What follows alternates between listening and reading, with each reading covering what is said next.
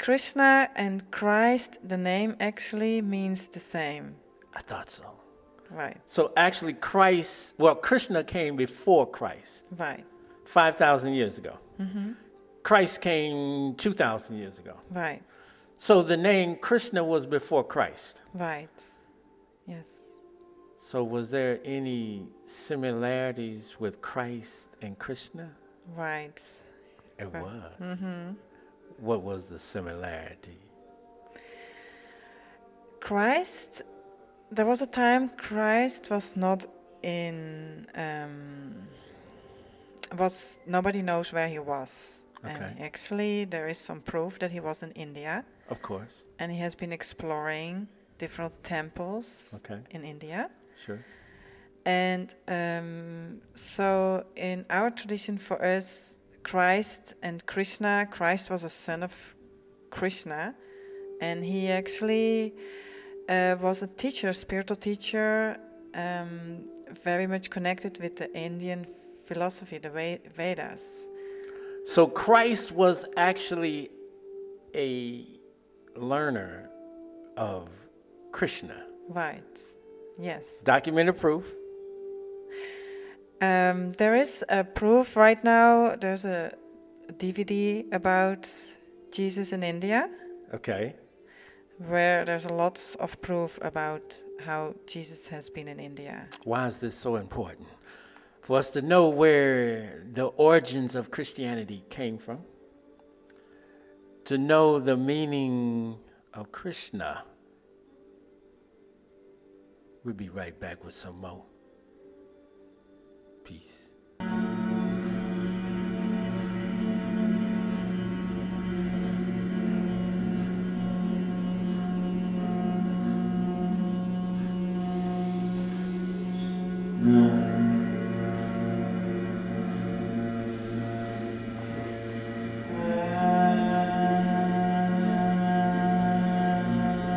Thank you for coming back with me.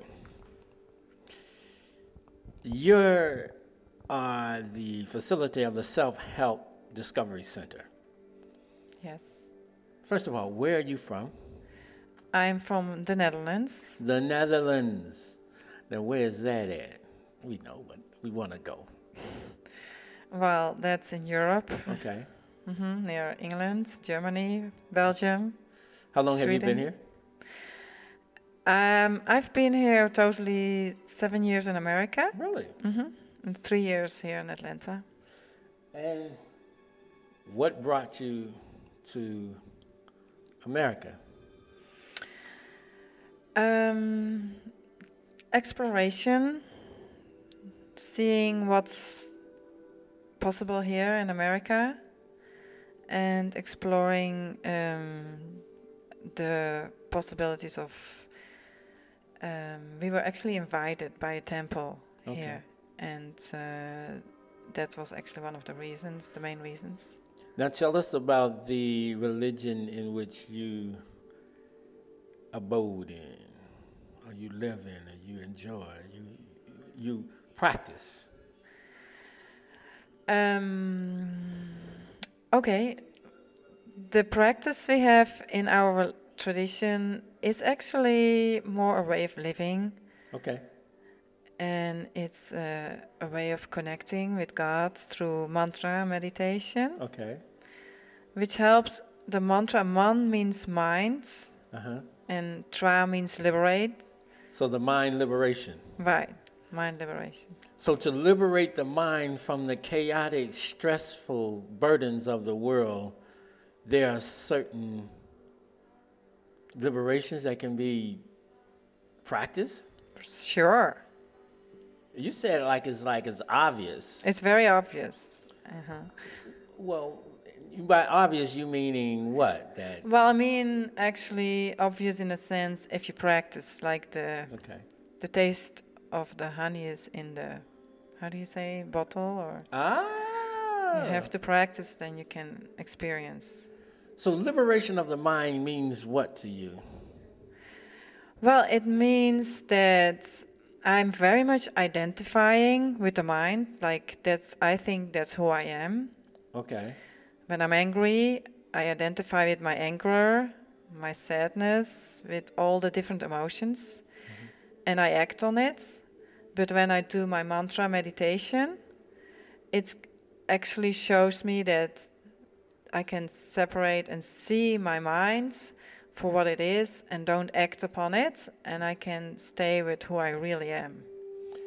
So there is a space in realization Right. that one can live in, that they can actually control, direct their thoughts.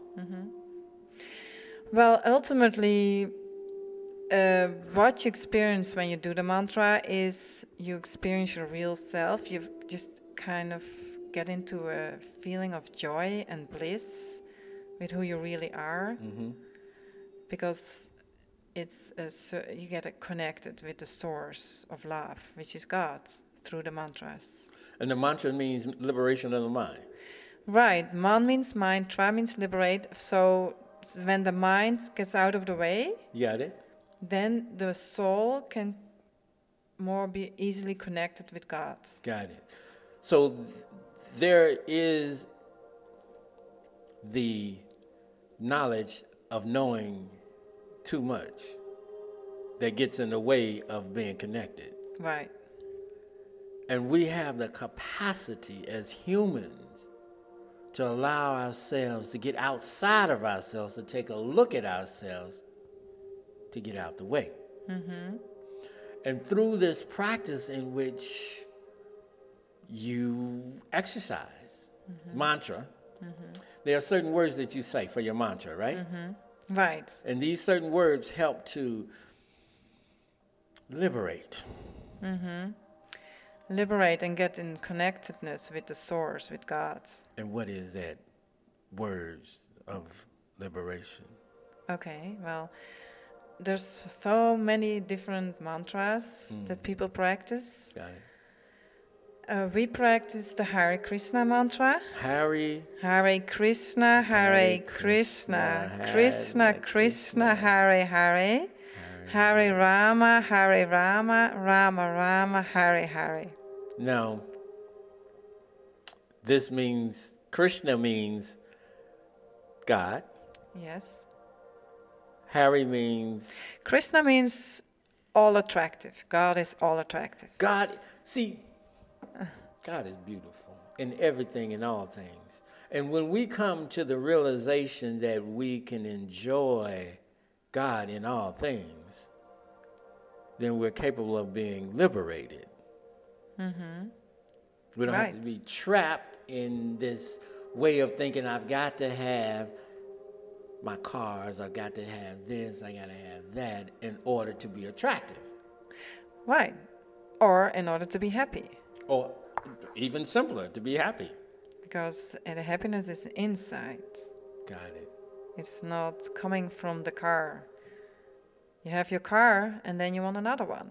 And then you buy your clothes and then you're still not happy. You still want to have more. You're never really satisfied. But when you can connect with the inner source of pleasure and love, the external environment is not going to be the most important thing in your life anymore.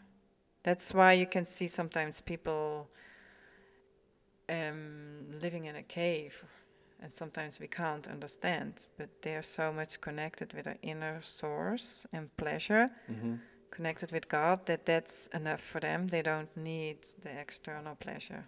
And how long has this practice of existence been? This has been here for thousands of years. So let me say this. Before there was cars, there was Hare Krishna. Right.